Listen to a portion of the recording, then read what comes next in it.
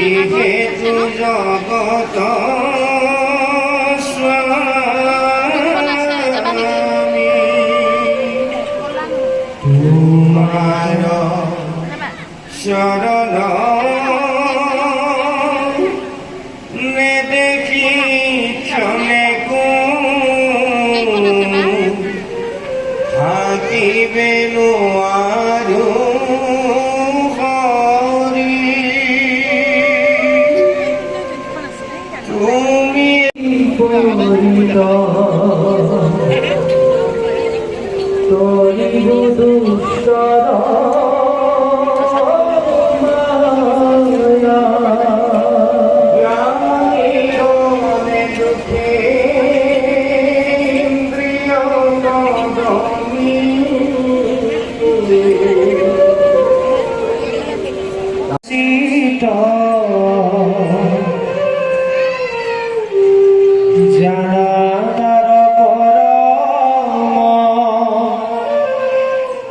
পবিত্র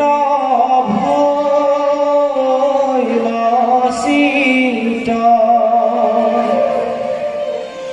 প্রেমের বৈচিত্র আতি গদ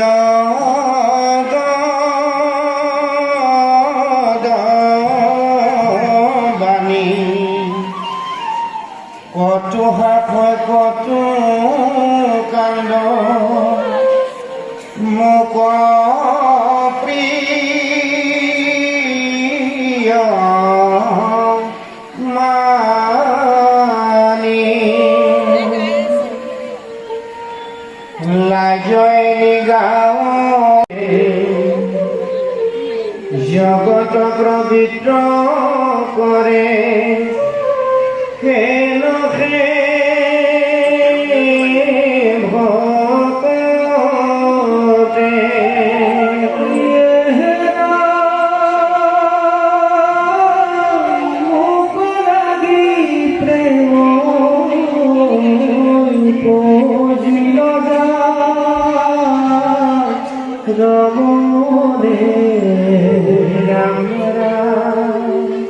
নেরুতার হৃদয় হকি বখনে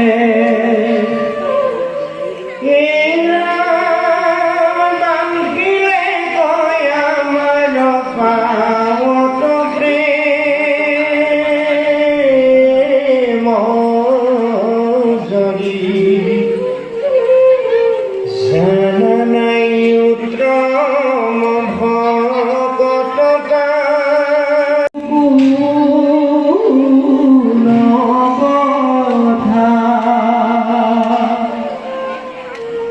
তার সঙ্গ পাইলে হইবে জগতে মুকুট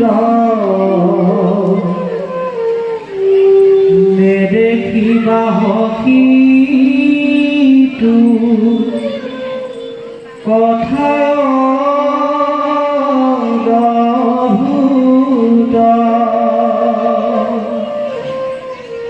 কৃষ্ণর বচন শুনি মুখ্য হৰি দেখ পদহে জানি তথাপি তুলে ৰৈ কিবা আকৌ একো প্ৰাণী মাৰতে ভসতে যেন নিৰ্গত কুকুৰ তথাপিও শিষ্ট ভুঞ্জ তেজি নযায় দূৰ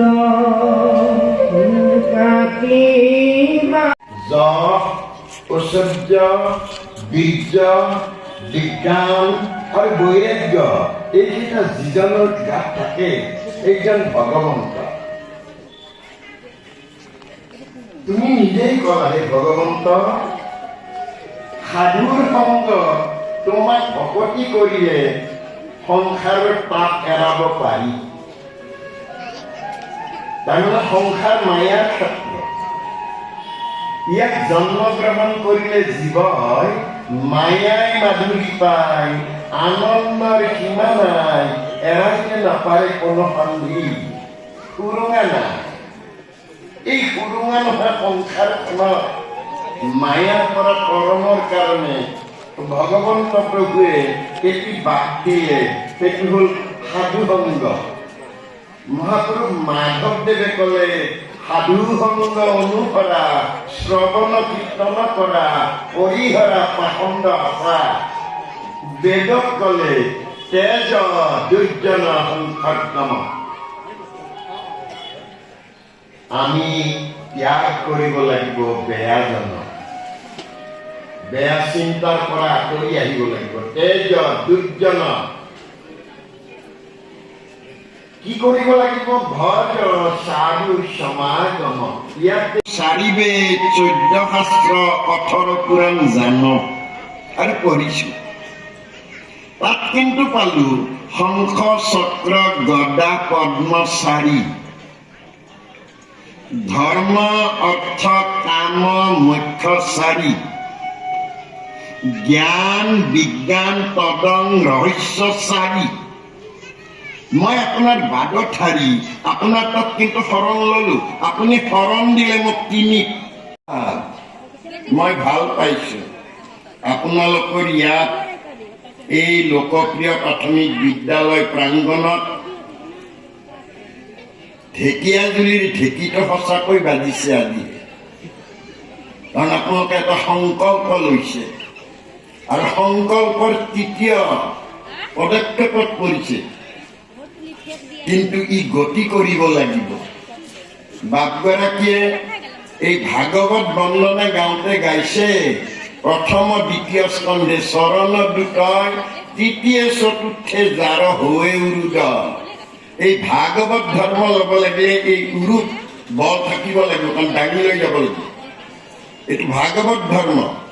ভাগৱত ধৰ্ম মানে ভাই ভাবুকাওঁ, আপুনি ভাৱনা লব্ধ কৰক।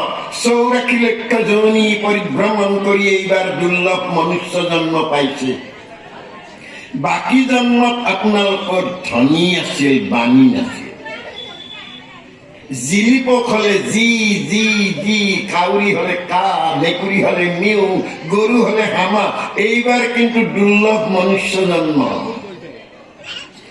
আমি বাণীৰে আদান প্ৰদান কৰিব পাৰো। মহাৰাজ পৰীক্ষিতে পানী বিচাৰি যাওঁতে অভিশপ্ত হৈছিল গংগাৰ তীৰলৈ যোৱাত। বিষ্ণু কৃষ্ণ আহিও তেওঁ কাল ব্যাধৰ হাতত যাব ওলাইছে। উদ্ধৱৰ কিন্তু 4 যুগত মৃত্যু নাই। এইটো কথা ভাবিব লাগে। উদ্ধৱ হবলৈ হলে আতি গত্য কথা জানিলেহা তুমি, এতেকতে উপগত্য নাম থৰিও আমি বিলাক উপগত্য হব লাগে। প্ৰথমতে ধৰি লওক গ্ৰাহ আৰু গজেন্দ্ৰ উপাখ্যানটো দিছে, কিন্তু মনতে ভাবিব লাগে বা গ্ৰাহৰ বছৰ সহস্ৰ আৰু ঘৰিয়ালৰ বয়স সহস্ৰ। এই ঘৰিয়ালটোৱে হাতীটোৱে সহস্ৰ, কিন্তু হাতী এটাৰ বয়সটো সহস্ৰ নহয়। আমাকতো হয় বুলি ক'লে। মহা পণ্ডিতে কৈছে তাতকৈ আচৰিত কৃপালুগুৰু শংকৰদেৱো হয় বুলি কৈছে। তাৰমানে এই কায়িক দেহটো আমি 84 লক্ষ যোনি পৰিভ্ৰমণ কৰোঁতে বাৰে বাৰে দেহ পাইছোঁ। এইটো গ্ৰাহে ধৰে। কাম ক্ৰোধ কুত্তা কামুৰি খায়, বিষয় বিষ লাগি জীৱ যায়। যেতিয়ালৈ গ্ৰাহে ধৰে। এইবাৰ কিন্তু মই পদুম পাইছোঁ। কিন্তু ভাগৱতত কল যে পদুমটো কিন্তু সোণৰ দেই। তেতিয়াহ'লে বোকাত লাগি থকা সহস্ৰ বছৰ ঘোদালি থকা হ্ৰদটো সোণৰ পদুম এটা হ'ব লাগিলে তলত সোণাৰী আছে নেকি? আপোনালোকে এইটো কথাও ভাবিব লাগিব যে ভাগৱতত লিখি থৈছে তুমি যোৱাগৈ মন্দৰ পৰ্বত আনি দিয়া, এটা সাগৰত দিয়া বুলি কৈছে। যি দৈত্যকুল দেৱকুলে দাঙি আনিব নোৱাৰিলে সেই মন্দৰ পৰ্বতক আনিছে। ক'ত? ক্ষীৰ সাগৰলৈ। ভাৰতবৰ্ষত কিয় পৃথিৱীতেই ক্ষীৰ সাগৰ নাই? আমি ক্ষীৰ সাগৰৰ বুকুতেই খাই গৈ আমি ডাঙৰ দীঘল হৈ আহিছো। মন দৰ, মন মানে এইটো মন, দৰ মানে ভয়। যাৰ মনত ভয় নাই তাৰ চিন্তাই নাই একো। ভাগৱত ধৰ্ম মানুহে কিয় নলয়? নোলোৱাৰ কাৰণ হ'ল আমাৰ আটা পিতাৰ দিনৰ পৰা যাগ যজ্ঞ পূজা পাতলত চলি আছোতো, লগতো পাৰোৱে।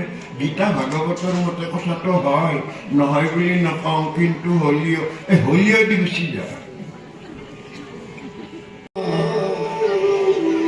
তুমি বিনে নাহি আনন্দ, তুমি শিৱ সৰ্বজন, অবুজাইতো কহিউনি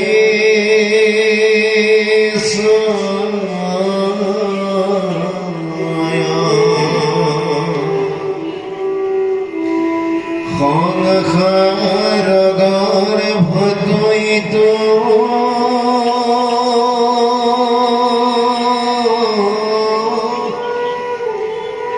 পৰিল সমস্ত লোক, তাতে দহিলে ককাল সাপে,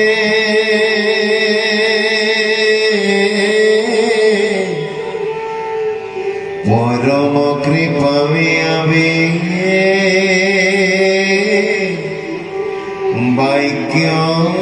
বাক্যমৃত কহিনসি,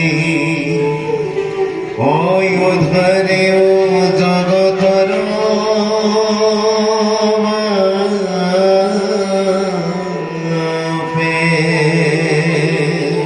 কৃষ্ণ কত বলে কর্ম করা হয়। কৰ্মৰ তিনিটা ভাগে গতি কৰিছে। এটা হ'ল কৰ্ম, এটা হ'ল অকৰ্ম, এটা হ'ল বিকৰ্ম। আজি আমি শ্ৰেষ্ঠতম কৰ্ম কৰিবলৈ আহিছোঁ। দেখাত মানুহে দূৰৰ পৰা দেখিব কিয় মানুহকেইজন বহিহে আছে, নহয়। এক নম্বৰ কথাটো হ'ল আমাৰ দেহত থকা ইন্দ্ৰিয়বিলাকক আমি স্তব্ধ কৰি থৈ দিছোঁ।